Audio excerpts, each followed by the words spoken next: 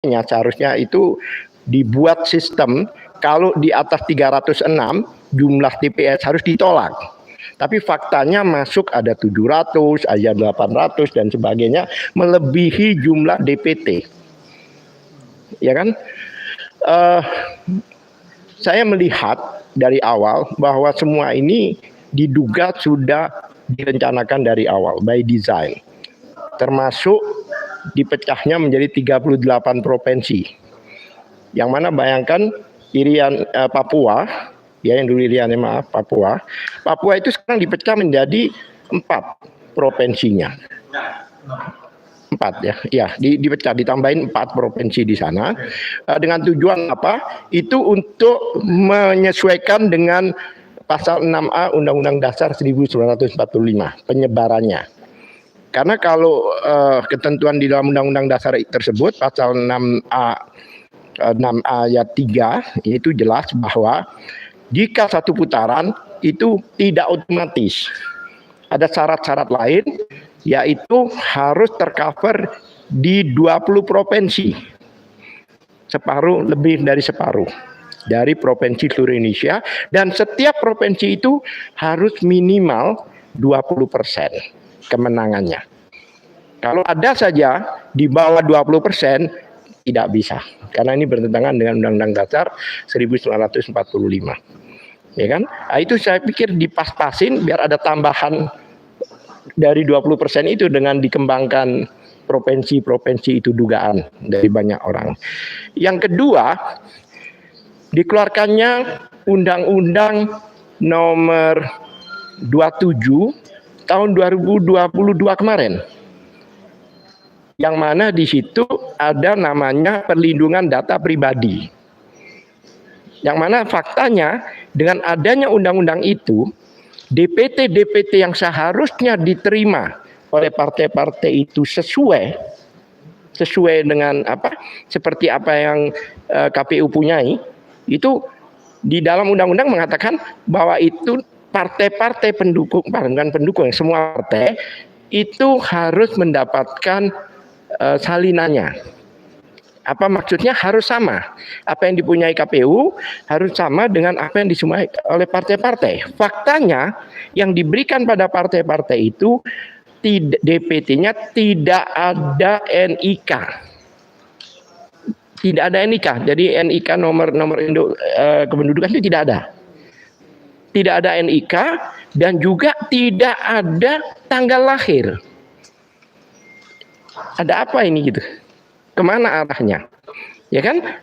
Ya, supaya apa? Supaya kita tidak bisa tahu ini siapa dan ini di mana. Karena di dalam NIK itu petunjuk. Ini provinsi, ini daerah, sampai di daerah-daerah manapun juga ada di nomor-nomor itu, di NIK itu. Ini tidak ada. Bahkan adanya umur.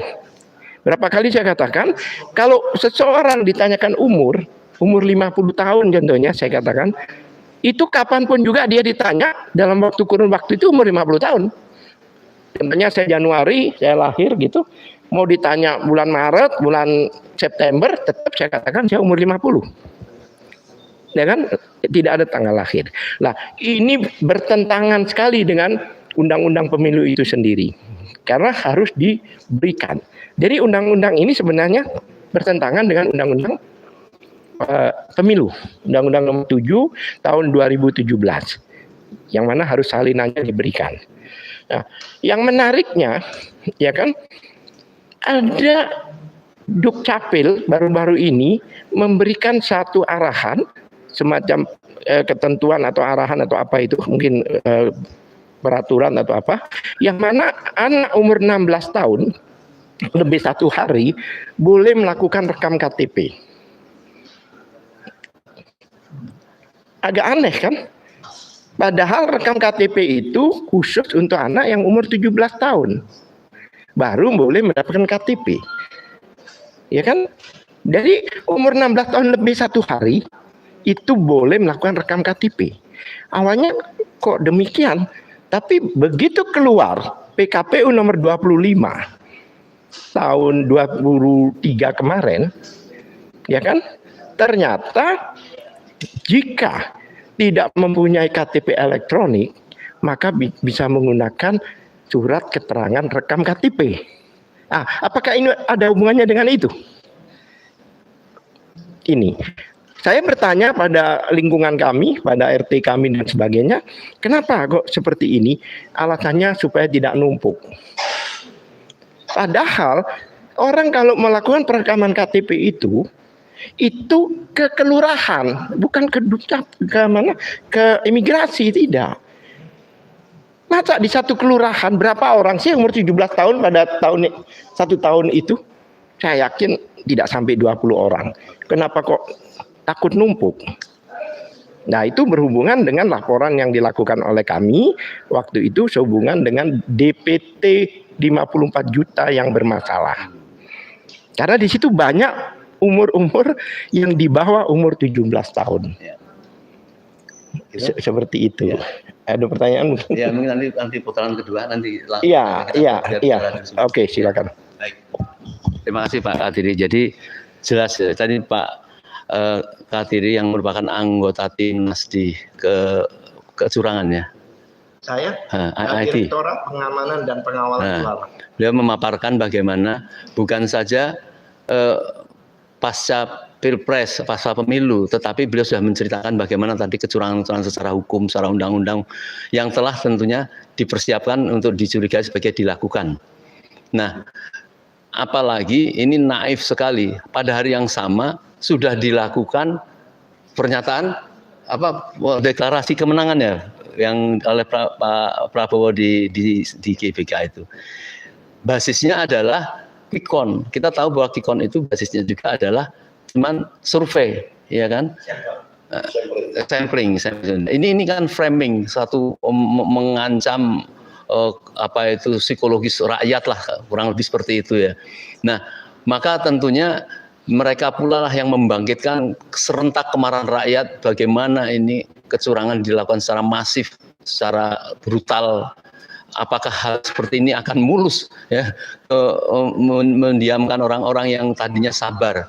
Oleh karena itu mungkin kami mohon Pak Antoni bisa menyampaikan dulu dia, Pak.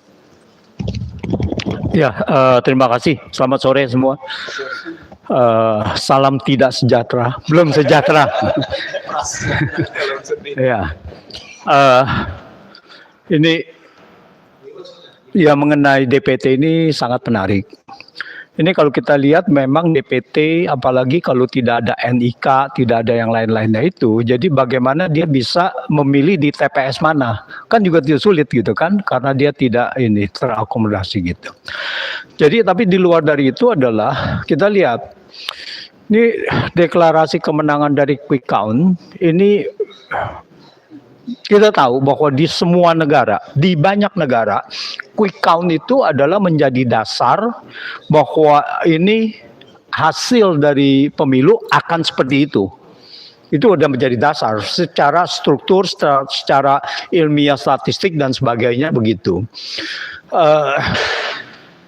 Tetapi seperti kita punya instrumen, kalau kita ada pisau bisa digunakan, kegunaannya untuk kebaikan tetapi bisa digunakan untuk kejahatan.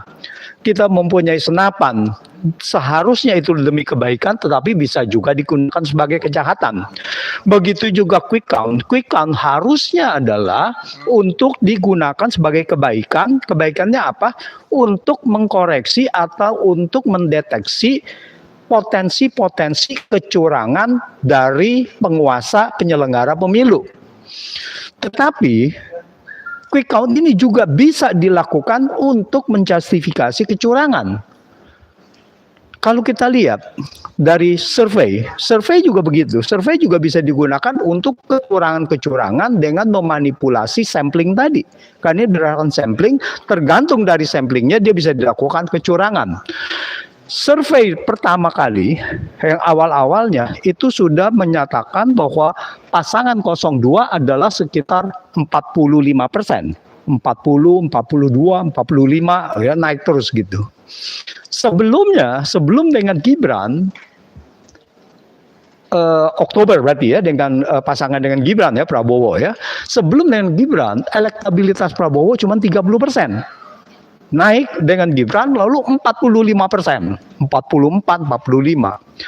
Begitu akhir-akhir menjelang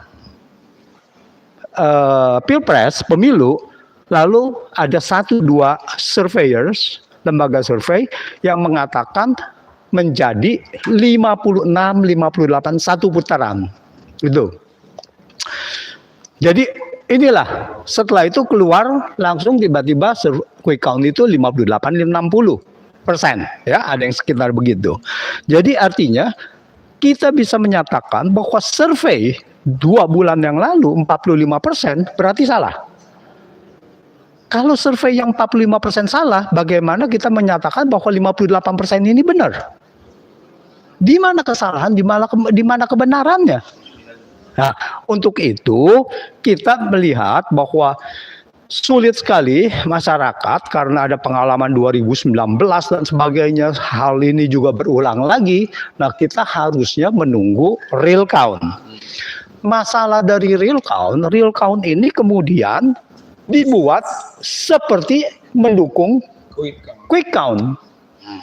Nah, inilah terjadi yang permasalahan di mana bahwa TPS maksimum 306 pemilih, malah ada yang kita bilang ada yang 700-an, 800-an, ada yang 500-an dan sebagainya. Nah, ini adalah satu kesalahan sistem yang disengaja untuk mengakomodir itu.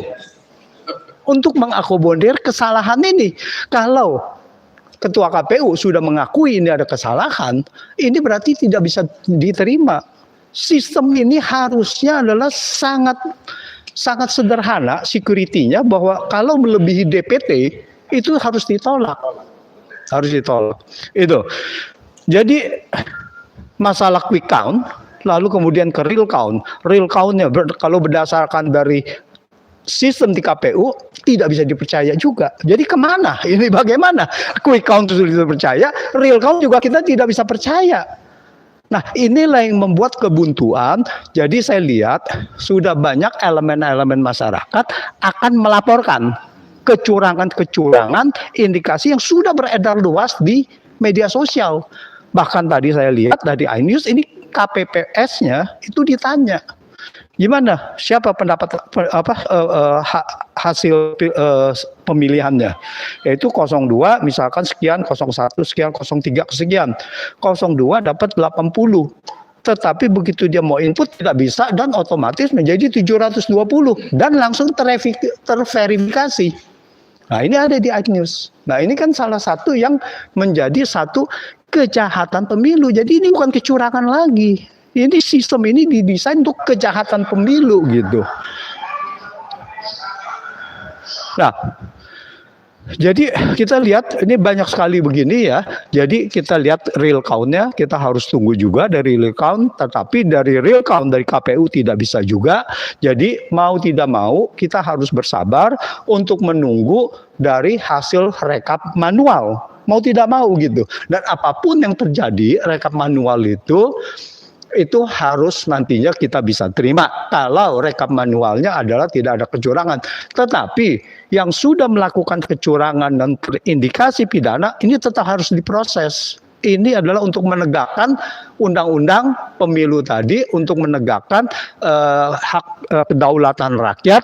Nah, ini harus kejahatan ini diproses supaya ini jangan berulang. Ini kan kita lihat 2019 kan berulang ke 2024. Jangan nanti ini digunakan lagi oleh si penguasa ini gitu. Saya rasa ya. Terima kasih Pak Anton. Ini luar biasa ya, tadi sudah agak terhubung ya apa yang disampaikan oleh Pak Altiri tadi, kecurangan-kecurangan sebelum ya, terlaksananya. Tapi Pak Antoni tadi banyak mengutip bahwa bagaimana kecurangan yang terstruktur ya, bahwa kemenangan atau proses di real count itu nampaknya akan ada di membenar-benarkan sesuai dengan quick count gitu ya Pak ya. Nah, kalau ini kan berarti betul terstruktur gitu. Nah, nanti saya tidak tahu para tokoh ini akan memberikan komentar apa, tapi saya mohon Pak Marwan menyampaikan dulu di depan persoalan apa yang disampaikan Pak Antoni Pak Kaltri tadi. Saya duluan ini. Iya, kalau nanti ada dua imam nanti terserah. Beliau gongnya nanti. Baik, terima kasih Om Lim. Assalamualaikum warahmatullahi wabarakatuh. Alhamdulillah bil alamin. Allahumma sholli ala sayyidina Muhammad. Jadi judul kita ini kata kuncinya adalah pemilu curang. Ini sudah menjadi istilah yang cukup lama bertahan di benak masyarakat dan menyebar di media. Dan saya kira ini perlu diluruskan atau diperjelas ya. Seperti juga dulu kita punya cukup mengenal istilah cawe-cawe begitu. Yang dengan membuat bahasanya tuh cawe-cawe atau curang ini dikesankan bahwa ini adalah pelanggaran yang ringan-ringan dan biasa-biasa saja. Padahal kalau kita mau telisik curangnya itu seperti apa, maka judulnya mestinya adalah antara lain ya. Ini adalah kejahatan yang sistemik, terstruktur dan masif dan direncanakan by design misalnya. Ini salah satu yang perlu kita ingat. Jadi bukan sekedar curang, tapi pelanggaran kejahatan yang memang terstruktur, sistemik dan masif. Oleh siapa? Oleh rezim. Ya. Kemudian juga kita bisa mengatakan bahwa ini merampok demokrasi atau hak demokrasi rakyat. Mereka merampok ya dengan curang ini. Lalu saya kira bisa kita sebutkan juga ini barbar ya. Dan ada unsur pidananya. Maka kita kalau melihat posisi Indonesia seperti ini menyelenggarakan pemilu, ini sekaligus juga mempermalukan bangsa Indonesia ya. Kok 200-an juta, 270 orang ya, 270 juta dan peserta pemilunya 200-an juta orang ya, penyelenggara pemilunya itu barbar dan mempermalukan bangsa Indonesia. Bahwa sistem yang dibangun misalnya itu sangat mudah untuk dihack, untuk dimasukin orang luar, dan itu dipersilakan. Untuk apa? Untuk tadi melakukan merampok suara rakyat, merampok demokrasi tadi. Maka saya kira kalau memang demikian definisinya, saya kira ini sudah waktunya kita melawan ya, melawan kejahatan sistemik yang merampok demokrasi dan mempermalukan bangsa Indonesia. Ini harus kita ingat. Ini menjadi kata kunci, menjadi kalimat penting untuk kita bersikap. Tidak bisa kita menerima begitu saja, misalnya mulai dari digiring dengan hasil quick count, lalu sistem IT didevelop sedemikian rupa untuk mengikuti yang didesain di awal, yaitu hasil quick count. Maka saya kira yang juga penting, kalau kita mau lebih detail, kejahatan yang dilakukan oleh rezim ini seperti apa, mulai dari di hulu. Bagaimana DPT itu dibuat bermasalah sekian 54 juta, lalu dibangun IT yang memang tidak qualified, tidak ada pengetesan atau tera yang untuk menguji bahwa ini layak pakai. Lalu IT-nya sendiri bukan tujuannya untuk menghitung secara objektif, tapi justru digunakan untuk bagaimana menjustifikasi, mengendos apa yang diinginkan oleh rezim. Karena itu kita juga misalnya bisa melihat setelah tadi DPT, kemudian juga kita bicara IT, kita juga di hulu itu melihat bagaimana kejahatan rezim ini menggunakan APBN untuk menyuap rakyat melalui apa? Melalui aparatur negara. Siapa saja itu yang terlibat adalah ASN misalnya, ada gubernur, ada bupati yang memang sebagian ini sudah diangkat oleh Presiden Joko Widodo. Kemudian juga ada polisi, dan polisi ini saya kira majalah Tempo sudah melaporkannya cukup detail bagaimana mereka melakukan, dan sampai 2-3 hari atau 1 hari menjelang pencoblosan ini semakin masif ya untuk menyuap rakyat, dan yang digunakan itu adalah APBN-nya sendiri, khusus ditambah sekitar 50 triliun dengan melalui perintah presiden, melalui yang namanya mekanisme automatic adjustment tanpa persetujuan DPR. di mana sebetulnya APBN itu tidak bisa dirubah seenaknya oleh pemerintah tanpa persetujuan DPR, tapi ini sudah berlaku. Dalam rangka apa? Dalam rangka untuk menambah dana untuk menyuap rakyat sehingga suaranya itu dibeli, atau juga dengan memaksa kepala-kepala desa yang tersandra kasus-kasus korupsi penggunaan dana desa untuk mengarahkan atau memerintahkan, mengancam rakyatnya untuk memilih misalnya 02. Dan itu terjadi. Memang ini menjadi rahasia umum. Tapi kita sebagai bangsa, kembali saya ingatkan ya, bahwa kita ini hidup di antara bangsa-bangsa yang punya moral, prinsip-prinsip rujukan moral dan etika. Kalau pemerintah atau bangsa Indonesia melakukan hal seperti itu, dan ini seolah-olah sesuatu yang biasa, disebut hanya sekedar curang biasa, saya kira ini tidak bisa kita terima. Ya, ini mempermalukan bangsa, tapi sekaligus merupakan kejahatan yang harus kita lawan. Dan karena itu saya mengajak rakyat Indonesia untuk melakukan perlawanan dengan salah satu kata kunci adalah tolak hasil Pilpres. Karena syarat kejahatan moral, kejahatan pidana, dan juga bagaimana kecurangan itu dilakukan secara sistemik, terstruktur, dan masif. Saya kira itu mungkin yang saya sampaikan. Terima kasih. Saya memang simpen dulu Pak Rizal. Jadi di depan kita ada dua tokoh yang denyut jantungnya dekat dengan masyarakat nih. Satu Bapak Maijen Purnawirawan S. Budiman, dan ada Habib Rizik. Habib Rizik. Habib Muhsin. Pak Habib Rizik disimpan dulu juga. Habib Muhsin.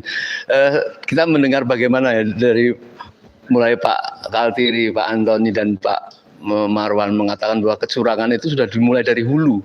Dari hulu itu kita susah saya menceritakan lah. Saya kira Ustaz Habib Hussein kan mengikuti ini juga. Ini kita tentu akan segera bergabung dengan rakyat dalam hal ini. Apa menurut Habib Hussein usulannya? Mungkin jangan lebih dari 5 menit kita batasi. Terima kasih. Assalamualaikum warahmatullahi wabarakatuh. Kita sama-sama dipertontonkan sebuah permainan yang bejat ya. Jadi sebetulnya kita sudah mengindikasikan bahwa rezim ini sudah mulai awal dia berkuasa sudah menunjukkan kebejatan moral, dari kebohongan, dari pendustaan, dari pengkhianatan, itu semuanya sudah dipertontonkan oleh kita, dan itu sudah menjadi rekam jejak. Maka ketika sekarang sudah sampai penghujung daripada kekuasaan, ternyata mereka tetap akan melanggengkan kekuasaan itu, tentunya dengan cara-cara moral yang sudah tidak bisa ditolerir lagi. Sudah melanggar asas agama, melanggar asas moralitas manusia, ya, yang sulit sekali akal sehat menerima, dan mempunyai karakter tidak kenal malu, ya, tidak kenal kasihan, ya, tidak kenal dosa, ya, sehingga ini menjadi sesuatu yang sangat menyakitkan dan sangat jelek di mata rakyat dan di mata dunia.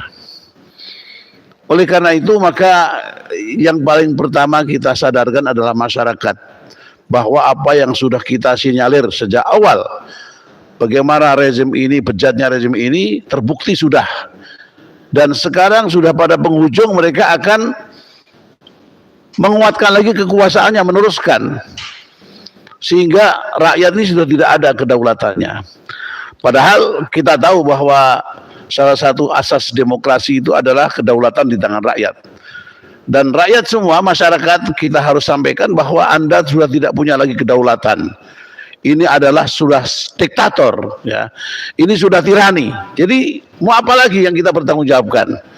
Selama ini slogannya adalah negara kita negara hukum, dan kita sudah mencoba masih mentolerir, dan kita masih mengikuti taat asas, menjadikan hukum menjadi asas. Tapi kita menghadapi satu rezim yang sangat tidak peduli dengan hukum. dan hanya satu hukum yang brutal. Ya, atas nama konstitusi, atas nama hukum, tapi mereka adalah berkhianat dan dengan cara-cara yang sangat bejat dan tidak bermoral.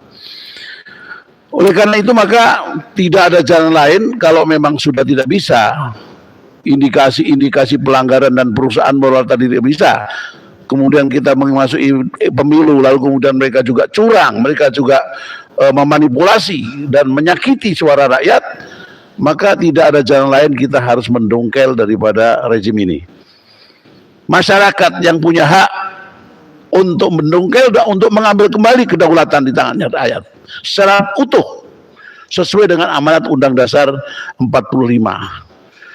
Maka dalam hal ini kita sudah semua tahu bagaimana proses pemilu, bagaimana kecurangan.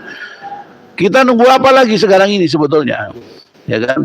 Bagaimana kita menghadapi penguasa yang zalim, penguasa yang sudah tidak peduli dengan hukum, dengan konstitusi, dengan dasar negara. Lalu apakah kita masih mengharap mereka akan memberikan keadilan kepada kita? Tidak akan pernah. Oleh karena itu kita tetap menjalankan proses hukum, tapi kita harus siap, harus mempersiapkan, ya, dan mengubarkan kepada masyarakat. Sudah saatnya kita harus bersiap untuk mengambil alih kedaulatan dengan rakyat sepenuhnya. Ini yang paling penting, ya. Jadi kita harapkan para tokoh-tokoh masyarakat yang masih punya hati nurani yang bersih, akal yang sehat, ya, mengajak ke masyarakat untuk sadar, dan saatnya kita harus menyatukan daripada persepsi kita. Kita menciptakan common enemy, ya. Rezim ini adalah common enemy kita, kejahatan mereka adalah common enemy kita. Dengan dasar itu maka kita harus segera bergerak dan menyelamatkan negara ini dan bangsa ini sebelum negeri kita menjadi hancur lebur dan jelek di mata dunia, apalagi di mata Tuhan Yang Maha Esa. Ini saja mungkin yang bisa saya sampaikan. Terima kasih. Wassalamualaikum warahmatullahi wabarakatuh. Terima kasih Habib, sangat jelas dan tegas ya. Dari Pak Marwan tadi hanya sampai menyampaikan lawan, jenis lawannya jelas apa yang disampaikan Habib itu dongkel. Dongkel itu satu kata yang memang bukan berarti rakyat ini tidak pernah memproses secara hukum atau politik, ya. Karena memang menghadapi tembok yang tebal dan bebal gitu ya. Saya kira bisa memahami kalau sampai harus dilakukan pemaksaan karena mereka juga memaksa sesuatu yang tanpa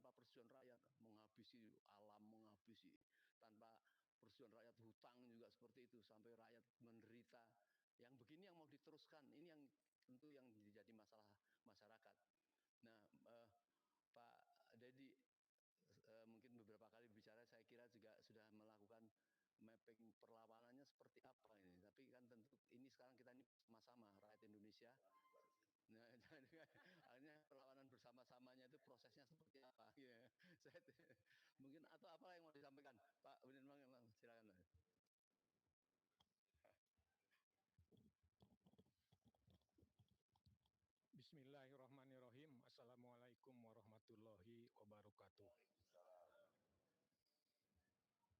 Kami sependapat dengan teman-teman bahwa pemilu tahun 2024 ini berpotensi untuk menjadikan ancaman nirmiliter yang berimplikasi kepada tugas pokok TNI.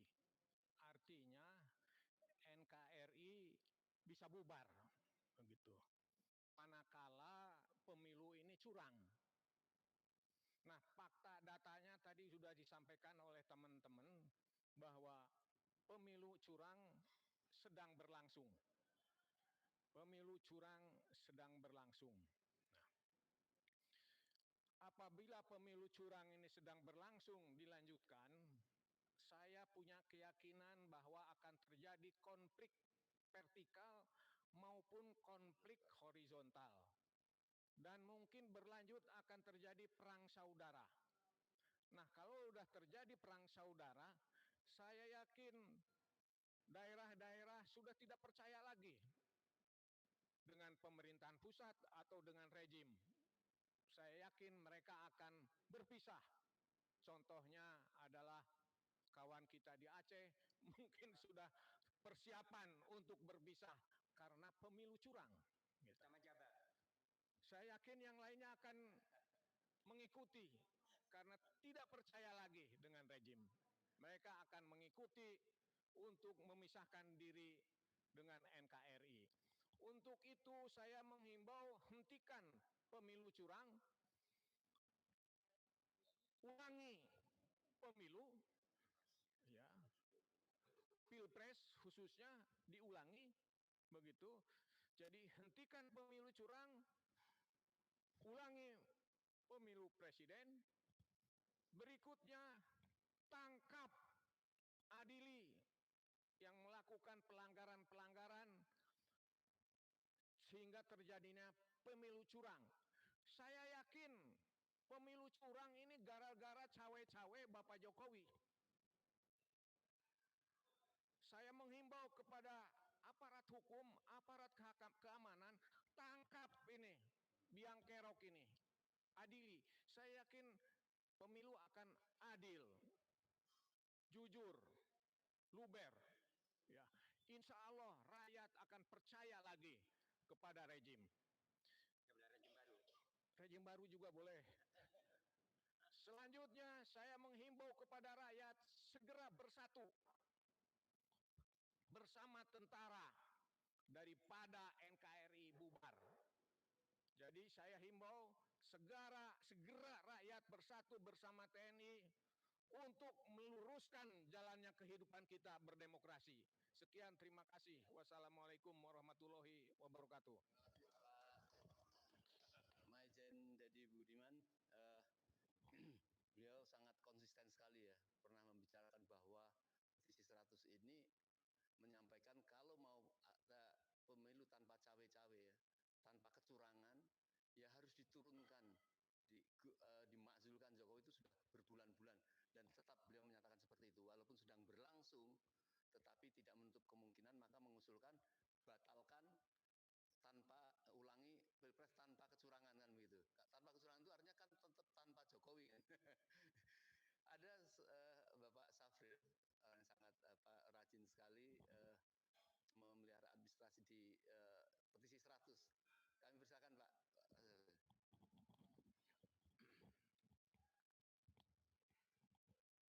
Terima kasih Pak Amir Salim.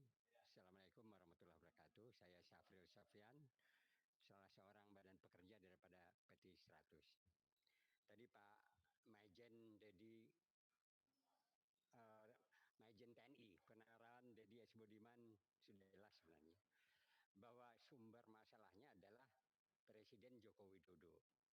Semenjak beliau menyatakan dan jauh sebelumnya, yaitu menyatakan berpihak dan juga berkampanye, mau tidak mau infrastruktur kekuasaan yang berada di bawah presiden itu akan berjalan. Buktinya, setelah diperingatkan oleh para guru besar, Sivitas Akademika dan alumni, lebih daripada, sudah sampai 100 sekarang, lebih daripada 100, polisi bergerak. Ya, polisi mendatangi semua perguruan tinggi, rektor dan sebagainya untuk apa? Untuk melawan, menyatakan untuk hal yang kebaikan daripada Joko Widodo. Tapi untung saja ada yang tidak setuju dan membongkar. Itu dua rektor di Semarang. Dan itu adalah kejahatan yang dilakukan ya, untuk membungkam suara rakyat, ya terutama guru besar dan Sivitas Akademika. Dan berikutnya kita juga kaji dan juga kita monitor. Hampir semua institusi Polri, ya di Kapolda dan sebagainya, itu turun dan memanggil semua pemuka-pemuka agama, pemuka-pemuka masyarakat atau tokoh masyarakat, ya, dan juga caleg-caleg.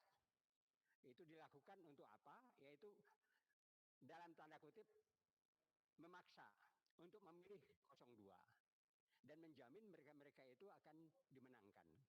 Dan itu terjadi.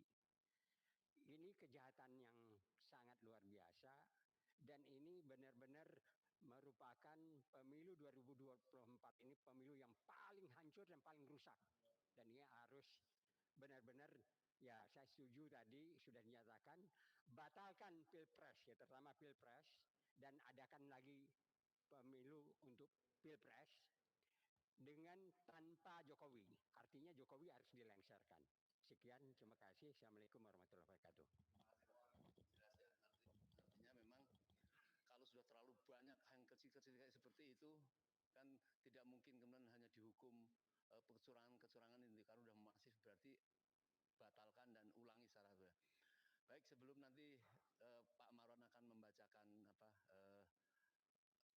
oh iya Pak membacakan, dan masih ada sebelum Pak Rizal ada Pak Mehmet yang dari Bandung juga, kami silakan sampaikan sedikit. Ini Pak Mehmet. Bismillahirrahmanirrahim. Assalamualaikum warahmatullahi wabarakatuh. Kita telah mendengar tadi semuanya telah berbicara pada prinsipnya. Saya melihat memang kecurangan ini sudah betul-betul terstruktur, sistematis dan masif, ya. Artinya negara sudah gagal untuk melakukan penyelenggaraan pemilu yang adil dan jujur. Kalau begitu maksudnya apa? Ya harus dibatalkan demi hukum, demi keadilan, demi kejujuran. Pemilu ini tidak ada artinya kalau hanya memenangkan satu paslon yang didukung oleh presidennya sendiri, ya.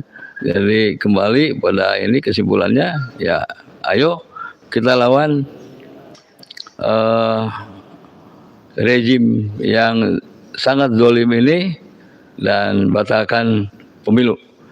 Ulangi pemilunya tanpa Jokowi. Artinya Jokowinya harus minggir dulu. Saya kira itu saja. Terima kasih. Ya. Kekompakan dari petisi 100 artinya bulat. Semoga kita bersama masyarakat di hari Senin besok, ya, kita memang satu suara. Kami silakan Bapak Rizal. Assalamualaikum warahmatullahi wabarakatuh. Petisi 100 itu punya misi dua. Satu, makzulkan Jokowi. Dan dua, kembalikan atau pulihkan kedaulatan rakyat. Satu dengan yang lain memang berkaitan. Bahwa kedaulatan rakyat ini telah tercuri oleh oligarki dan sekarang malah sudah dirampok oleh dinasti, gitu ya. Sehingga menjadi keniscayaan harus mengembalikan kedaulatan rakyat. Dan yang merampoknya itu adalah Jokowi bersama rezimnya, gitu ya. Oleh karena itu wajar kalau petisi 100 konsisten bahwa Jokowi harus dimakzulkan, dan kalau dimakzulkan proses pemulihan kedaulatan rakyat bisa dimulai. Kemudian pemilu ini menjadi mainan demokrasi, pseudo demokrasi, demokrasi pura-pura, ya, yang sebetulnya tadi oligarkis dan menegakkan politik dinasti. Nah, apa yang pernah diungkapkan atau ditayangkan oleh film Dirty Fourth tentang suara yang kotor terbukti, gitu ya. Begitu juga dengan tadi pandangan guru besar, dosen, alumni yang mengkhawatirkan terjadinya kerusakan demokrasi terbukti melalui proses pemilu ini. Begitu juga dengan investigasi media termasuk Tempo yang menyatakan bahwa Pilpres ini berada di bawah bayang-bayang kecurangan, terbukti. Jadi pemilu 2024 adalah pembuktian daripada kekotoran, kecurangan, dan perampokan kekuasaan kedaulatan. Oleh karena itu, maka mau tidak mau kita harus memulai meluruskan kiblat bangsa yang sudah dibelokkan ini.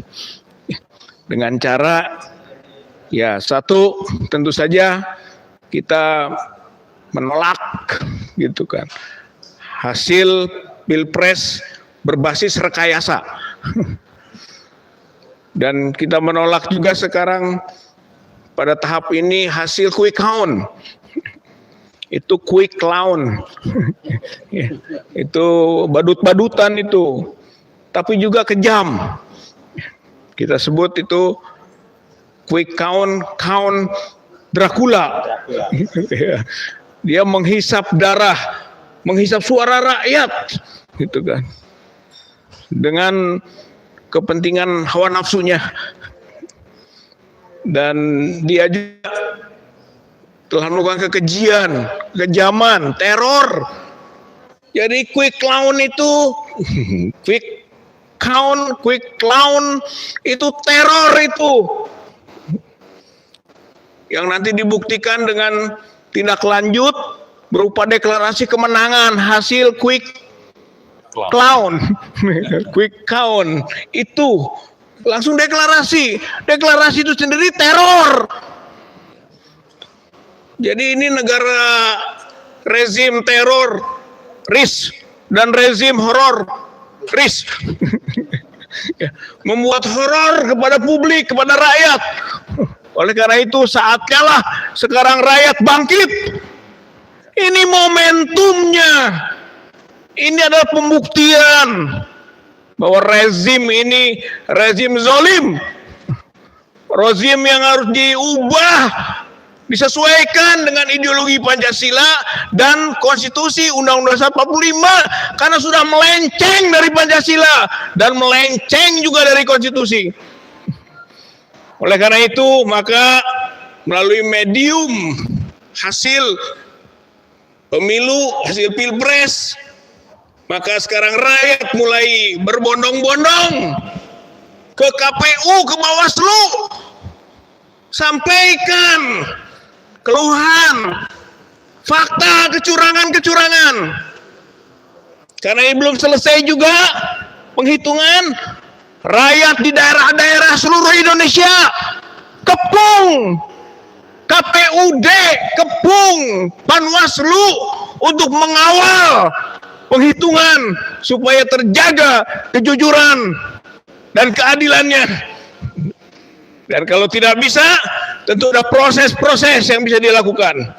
Proses hukum maupun proses politik. Yang satu dengan yang lain tentu berkaitan. Yang intinya adalah bahwa di tengah pemilu, khususnya pilpres yang curang ini, kita harus menolak hasil pilpres 2024. Rakyat Indonesia harus menolak hasil pilpres 2024. Tolak pemilu curang.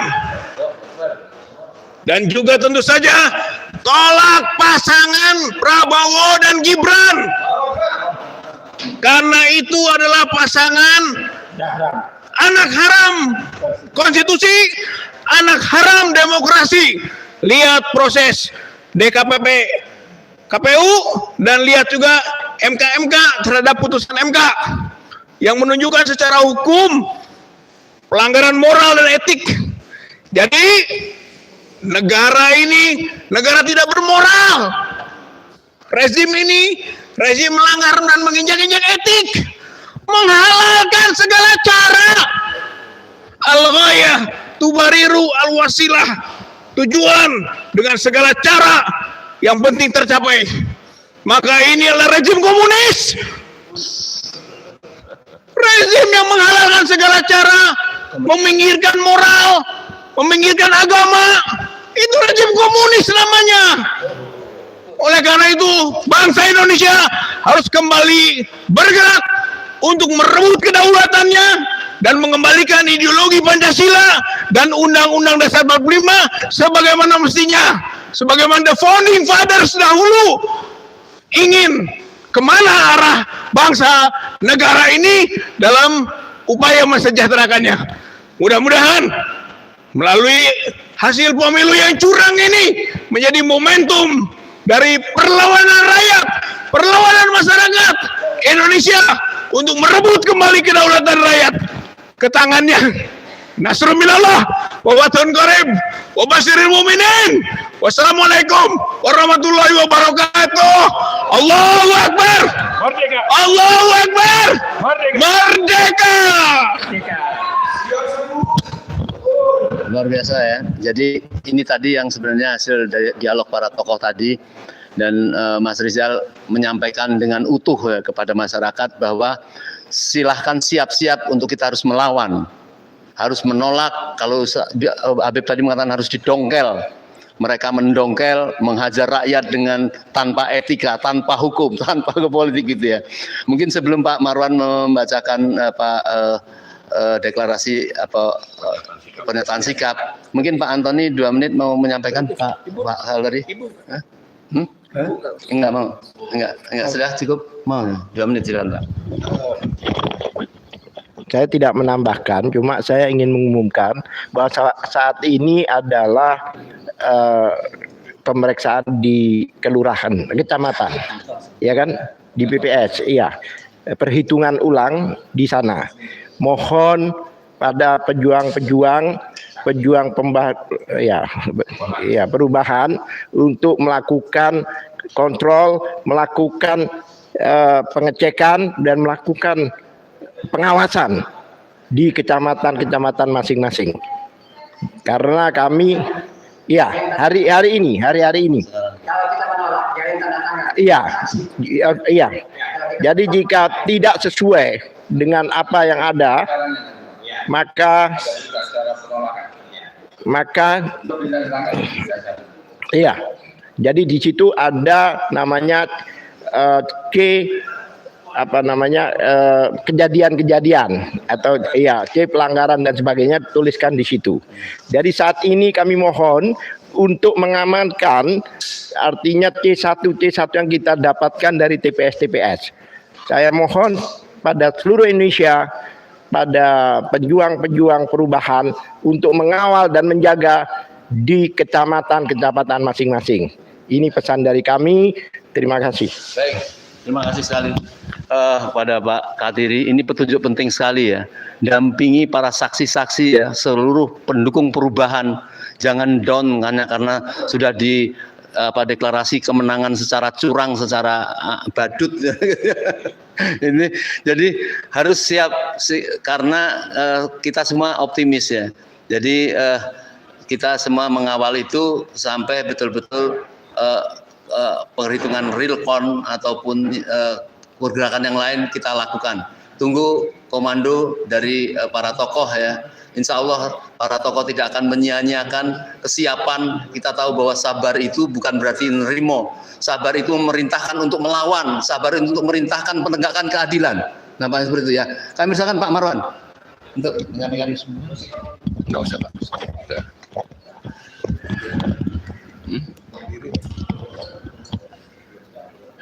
Berdiri.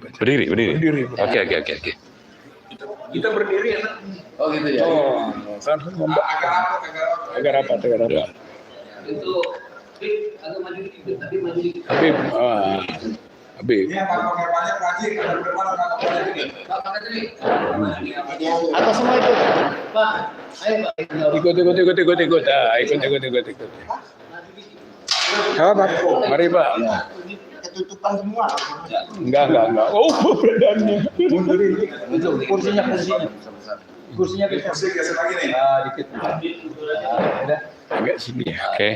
Bisa kelihatan ya. Bismillahirrahmanirrahim. Udah?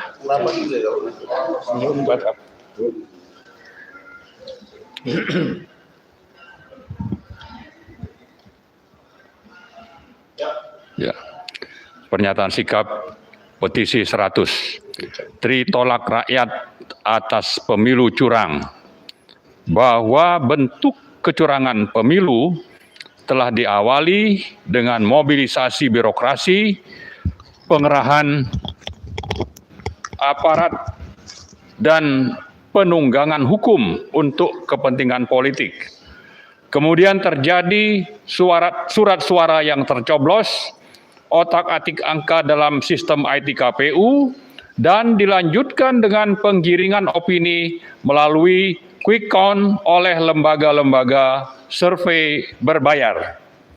Bahwa Presiden Joko Widodo bertanggung jawab atas kecurangan yang terstruktur, sistematik, dan masif dalam Pilpres 2024. Sebagaimana diprediksi bahwa Pilpres 2024 berlangsung curang selama Joko Widodo masih berkuasa. Maka pemakzulan dalam waktu sesingkat-singkatnya merupakan keniscayaan. Atas dasar hal-hal tersebut di atas, maka petisi 100 yang terus berjuang untuk memulihkan kedaulatan rakyat dengan ini menyatakan hal-hal sebagai berikut. Pertama, menyatakan tolak rakyat berupa tolak quick count karena mengganggu dan menggiring hasil perhitungan nyata. Lalu tolak hasil pemilu curang yang merusak azas pemilu yang jujur dan adil dengan memberdayakan anggota KPU pusat hingga daerah, anggota Bawaslu, serta seluruh jajaran ASN di daerah untuk melakukan kecurangan. Didukung dengan menggunakan sistem IT yang cacat, tidak layak pakai, dan syarat rekayasa manipulatif. Serta yang ketiga, tolak Prabowo Gibran sebagai pasangan curang dan cacat konstitusi. Kedua, mendesak agar pemakzulan Joko Widodo agar segera dilakukan sebab pemilu, khususnya Pilpres, ternyata tidak berlangsung sehat, jujur, transparan, dan adil. Pemihakan berbasis kepentingan politik dinasti menempatkan Joko Widodo sebagai perusak dan penjahat demokrasi. Ketiga, mengajak dan mendesak seluruh lapisan masyarakat yang masih berpegang teguh pada prinsip-prinsip demokrasi, moral, agama, Pancasila, dan Undang-Undang Dasar 1945, serta seluruh undang-undang yang berlaku untuk melakukan aksi pengawalan dan cegah tangkal kecurangan, baik kepada KPU, Bawaslu, KPUD, maupun Panwaslu di seluruh Indonesia. Pada saat yang sama, rakyat juga diminta atau dihimbau untuk mempersiapkan diri guna melawan pemilu curang dan pemaksaan hasil pemilu yang syarat kecurangan. Demikian pernyataan sikap petisi 100 atas kondisi Pilpres 2024 yang syarat dengan kecurangan dari hulu sampai hilir, dari pusat hingga daerah. Kedaulatan rakyat harus dipulihkan dan konstitusi harus ditegakkan. Mari kita lawan dan basmi kecurangan perusak kehidupan berbangsa dan bernegara NKRI. Jakarta, 17 Februari 2024, Badan Pekerja Petisi 100, Majen TNI Sunarko, Marwan Batubara, Antoni Budiawan, Rizal Fadilah, dan Syafril Sopyan. Demikian saya sampaikan tadi pernyataan sikap petisi 100, dan pada saat ini juga kami ingin menyampaikan rencana dari sejumlah kelompok masyarakat dan juga petisi 100 untuk melaporkan tindak pidana kejahatan yang terjadi pada sistem IT KPU ke Bawaslu. Kita akan menyampaikan gugatan atau laporan kejahatan pidana ini pada hari Senin jam 11 waktu Indonesia Barat, dan saya kira siapapun yang prihatin dan ingin menyatakan sikap atau mau bergabung dengan kami pada pelaporan itu, kami persilakan untuk kita sama-sama menggugat dan menyampaikan laporan tentang kecurangan atau kejahatan pidana pemilu Pilpres 2024 ini pada hari Senin. Saya ulangi, Senin tanggal 19 Februari pukul 11 waktu Indonesia bagian Barat. Terima kasih. Assalamualaikum warahmatullahi wabarakatuh. Allahu Akbar. Merdeka. Merdeka. Sekali lagi kita perlu mengajak yang menjadi kesepakatan para tokoh tadi, kita akan melaporkan segala jenis kecurangan dan lebih bagus bagi masyarakat baik di tingkat RW kelurahan yang tahu ada kecurangan dan ini melaporkan. Mari seluruh masyarakat bergabung pada hari Senin tanggal 9 Februari di Gedung Bawaslu Jalan MH Tamrin. Nanti kita bersama-sama, insya Allah bertemu di sana. Assalamualaikum warahmatullahi wabarakatuh.